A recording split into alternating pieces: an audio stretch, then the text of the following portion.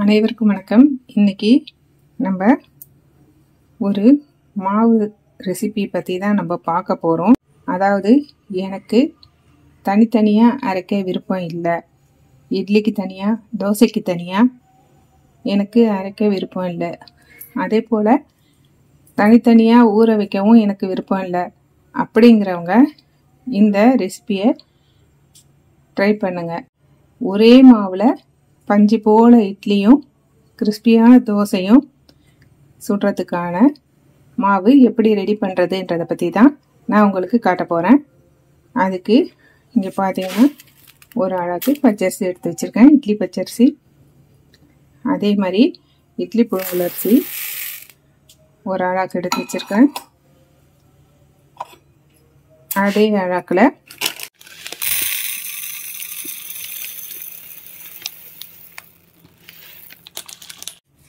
பார்த்தீங்கன்னா தெரியும், அதை அழகில் அரை அழகு உளுந்து எடுத்து வச்சுருக்கேன்.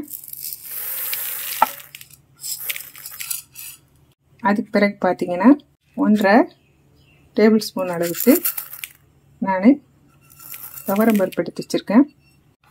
அதன் பிறகு 1 ஸ்பூன் அளவுக்கு வெந்தயம் எடுத்து வச்சுருக்கேன். இப்போது இந்த ரேஷியோவில் நீங்கள் போட்டு மிக்சியில் மாவு அரைச்சிக்கோங்க. இப்போது நான் இதை கழுவி ஒரு 4 மணி நேரம் ஊற வச்சுட்டு அதுக்கு பிறகு மிக்சியில் போட்டு அரைக்க போகிறேன். இப்போ பாருங்கள், அரிசியை நல்லா கழுவி எடுத்துகிட்டு வந்து ஊற வச்சுருக்கேன். இதுக்கு பிறகு நான் மாவு அரைக்கும் போது உங்களுக்கு காட்டுறேன். இதுக்கு பிறகு நான் மாவு அரைக்கும் போது நான் அவல் பொடி சேர்ப்பேன். அதையும் உங்களுக்கு எந்த அளவு சேர்க்கணுன்றதை நான் இதுக்கு பிறகு நான் சொல்கிறேன். இப்போது இதை ஒரு ஓரமாக வச்சிடலாம். இப்போ பாருங்கள், நான் ஊற வச்ச அரிசி நல்லா ஊறி இருக்குது. இதில் நான் போட்ட துவரம்பருப்பு உளுந்து எல்லாம் ஒன்றா சேர்த்து தான் ஊற வச்சுருக்கோம். வெந்தயம் இதை ஊறிடுச்சு. இப்போது நான் இதை மிக்சி ஜாரில் போட்டு அரைக்க போகிறேன். அரைச்சிட்டு உங்களுக்கு காட்டுறேன் பாருங்கள். இப்போ பாருங்கள், மாவு அரைச்சிருக்கிறேன் மிக்சியில். அதுக்கப்புறம் கடைசியாக இருக்கிற அரிசி கூட நான் இங்கே பாருங்கள், இந்த அவல் பொடியை நான் சேர்த்து அரைக்க போகிறேன். இப்போது இந்த அரிசி கூட இந்த அவல் பொடியை நான் சேர்த்துக்க. நான் இந்த அவல் பொடியை எப்படி செஞ்சேன்னா, இது கழுவி காய வச்சு மிஷினில் கொடுத்து நான் அரைச்சி வாங்கிக்கிட்டேன். இப்போ நான் இந்த அவல் பொடியை போட்டு அரைச்சிட்டு நான் உங்களுக்கு காட்டுறேன். இந்த அவல் பொடியை போட்டு தண்ணி நம்ம சேர்க்க போகிறோம். அதுக்கு மேலே இன்னும் கொஞ்சம் ரைஸை நான் சேர்த்துருவேன். இல்லைன்னா மூடியில் ஒட்டிக்கும். அதனால் நீங்கள் அவல் பொடியை போட்டுட்டு கொஞ்சம் ரைஸை சேர்த்துக்கோங்க. சேர்த்துக்கிட்டு இந்த மாவு அரைக்கும் போது ஐஸ் வாட்டர் ஊற்றி தான் நான் அரைப்பேன். இப்போ அரைச்சிட்டு எப்படி இருக்குன்னு நான் உங்களுக்கு காட்டுறேன். இப்போ பாருங்கள், நான் அவல் சேர்த்த மாவை அரைச்சிட்டு வந்துட்டேன். எந்த அளவுக்கு பாருங்க நைஸாக அரைச்சிருக்கேன். இப்போது இந்த மாவு இந்த முதல்ல அரைச்ச மாவோட நம்ம சேர்த்துற போகிறோம். சேர்த்துட்டு உப்பு போட்டு கரைச்சி வச்சுட்டு நான் உங்களுக்கு காட்டுறேன் பாருங்கள். இதுலேயே நான் மிக்சி கழுவுற தண்ணியும் ஊற்றிடுவேன். இப்போ பாருங்கள், உப்பு போட்டு இந்த மாவை கரைக்க போகிறேன்.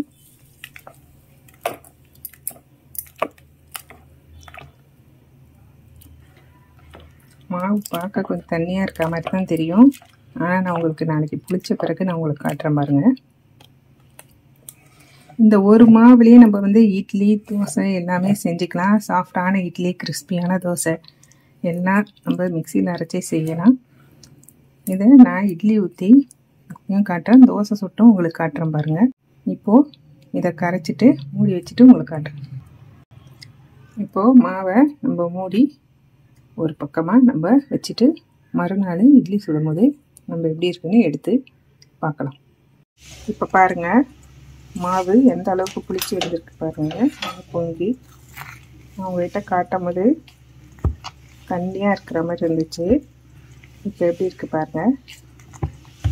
இப்போது இதை அப்படியே நான் கரைச்சிட்டு நான் இட்லி ஊற்ற போகிறேன். அடுப்பில் ஒரு இட்லி பாத்திரம் வச்சுருக்கேன். இப்போது நான் இந்த மாவை கரைச்சிட்டு இட்லி ஊற்றி காட்டுறேன் பாருங்கள். பாருங்கள், மாவை நல்லா கரைச்சிட்டேன். நான் இந்த மாவை அப்படியே இட்லி ஊற்றி உங்களுக்கு காட்டுறேன்.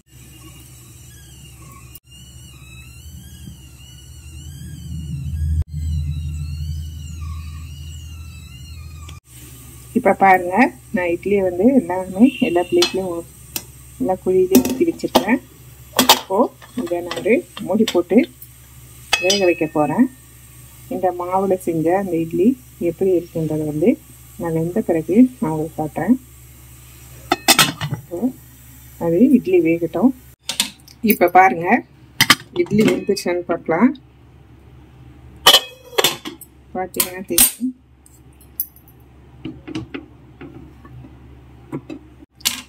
இட்லி வந்து வெந்துருச்சு, எவ்வளோ சாஃப்டாக இருக்குது பாருங்கள். இதை ஒரு பிளேட்டுக்கு நான் மாற்றி வச்சுட்டு உங்களுக்கு காட்டுறேன்.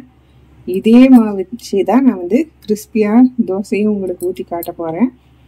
நம்ம இதை ஒரு பிளேட்டில் மாற்றிட்டு உங்களுக்கு எப்படி இருக்குதுன்னு நான் சொல்கிறேன். இப்போ பாருங்கள், நான் நல்லா வந்து ஒரு பிளேட்டில் எடுத்து வச்சுருக்கேன். இந்த இட்லி வந்து எவ்வளோ சாஃப்டாக இருக்குன்னு நீங்களே பாருங்கள். உங்களை வந்து ஒரு கையாலே வந்து இது பிக்கலாம்.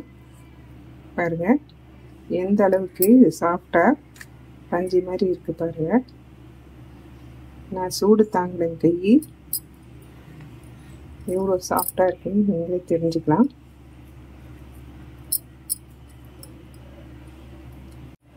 அப்படியே சாஃப்டாக நம்ம கையால் லேசாக எடுத்தாலே வர அளவுக்கு அது ஸ்பாஞ்ச் மாதிரி இருக்குது. இப்போ பாருங்கள், நான் அந்த மாவுலேயே கொஞ்சம் லைட்டாக தண்ணி சேர்த்துருக்கேன். ரொம்ப இல்லை, லைட்டாக தண்ணி சேர்த்துட்டு இப்போ நான் தோசை ஊற்ற போகிறேன். இதே மாவு வச்சு நீங்கள் கொஞ்சம் நல்லா மொத்தமாக ஊற்றுனீங்கன்னா பஞ்சு மாதிரி சாஃப்டாக தோசை கிடைக்கும். நல்லா கிறிஸ்பான தோசையும் இதை வச்சு ஊற்றலாம். இப்போ ஊற்றுறேன் பாருங்கள். இப்போ பாருங்கள், நான் ஊற்றிட்டேன். இதை சுற்றி நான் கீ ஊற்ற போகிறேன். நீங்கள் வந்து நல்லெண்ணெய் சேர்த்துக்கலாம். நான் கீ தோசையை இன்னைக்கு செய்ய போகிறேன். இப்போது தோசை வெந்துட்ட பிறகு திருப்பி போட்டு நான் உங்களுக்கு காட்டுறேன் பாருங்க. இப்போ பாருங்கள், தோசை வெந்துடுச்சு, பார்த்தீங்கன்னா தெரியும். இதை நான் திருப்பி போட்ட மாதிரி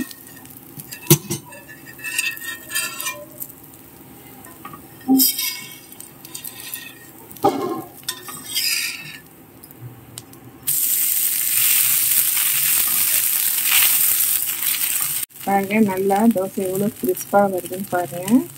நீங்கள் இட்லிக்கு வந்து அப்படியே திக்காக ஊற்றணும். தோசை ஊற்றும் போது கொஞ்சமாக தண்ணி ஆட் பண்ணி நீங்கள் ஊற்றிக்கணும். அதே மாதிரி ஸ்பாஞ்ச் மாதிரி தோசை ஊற்றுறதுனாலும் இட்லி மாவு மாதிரியே ஊற்றி வச்சுக்கணும்.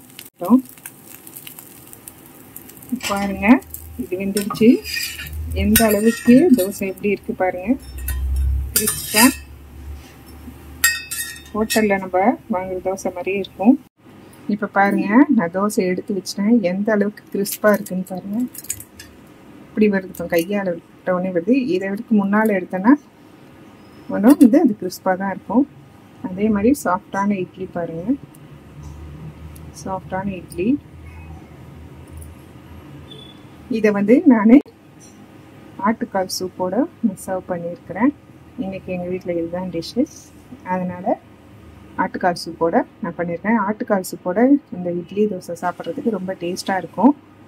நீங்களும் இதே போல் மாவரைச்சி ட்ரை பண்ணி பாருங்கள்.